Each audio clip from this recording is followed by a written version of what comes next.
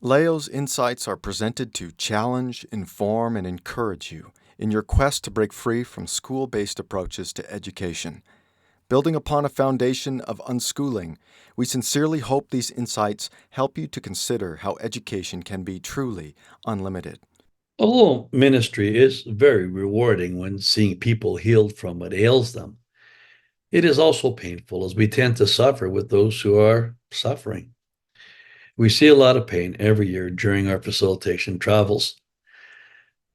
Maybe it is because we have friendly faces. Perhaps it is because we are older and people assume we have wisdom. Hopefully, it is because people see the spirit within. Likely, it is because we are not officially part of the family, nor gossips, so secrets are safe with us. Who knows?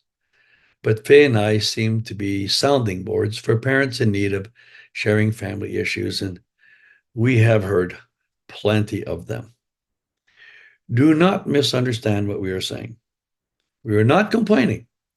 We are honestly telling you that if you experience one of life's bombs, you're not alone, and it is not likely entirely your fault. We have been on both sides of this fence. As young parents, we took a strip off our parents. They deserved it, of course. But then again, in retrospect, we could have gone about the confrontation in a much better way. 30 some years later, we were on the receiving end. And we didn't appreciate it any more than our parents likely did.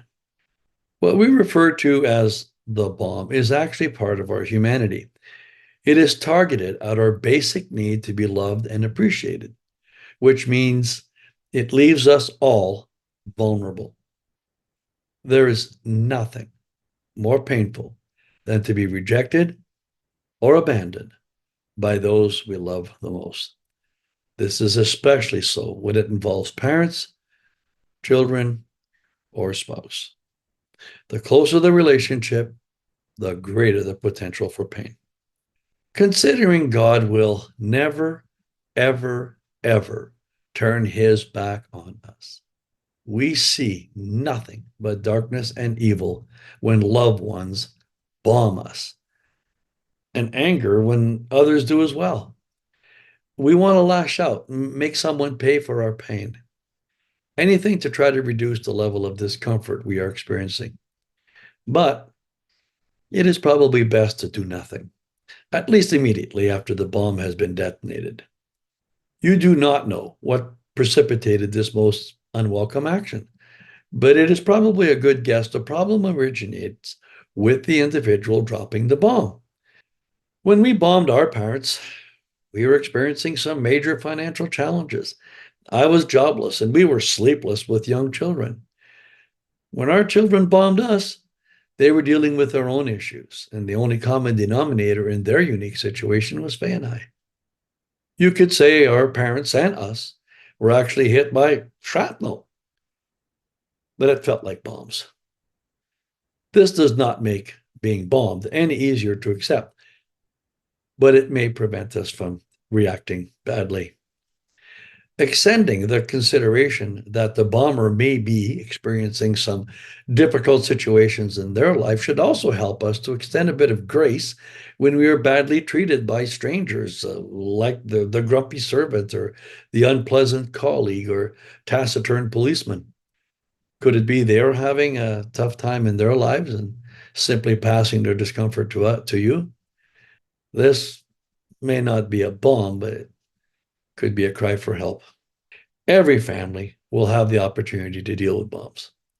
This is because of two things. First, we live in a fallen world where bombs exist. Second, if the family is of prime significance to God, the enemy will make it his prime target. And let's face it, he inflicts maximum pain when he can trick those we love the most into being his unwitting agents and accomplices. Occasionally, we find ourselves directly or indirectly in the bombing range, and we could end up as collateral damage in someone else's war.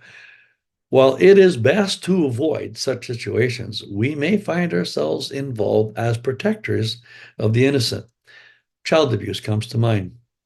God sees and appreciates having a representative on the scene. However, it is not fun. Eventually, the dust settles and things return to normal, but most likely it's a new normal. That was the case with our folks, as it was with us.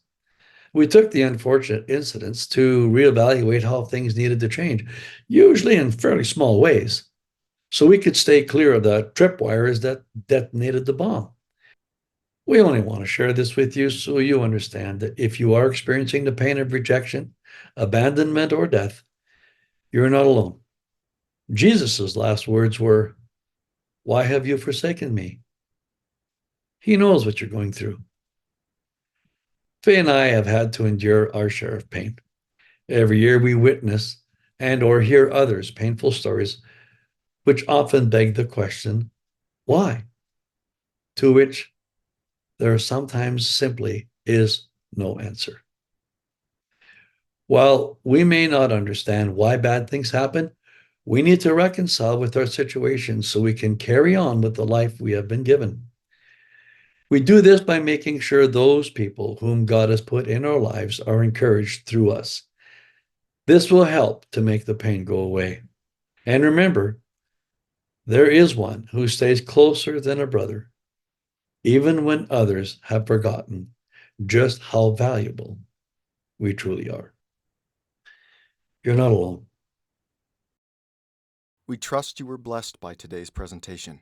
For more helpful information to guide you in your home education journey, please visit educationunlimited.ca and leogaumont.com. Be sure to like us and share us on Facebook.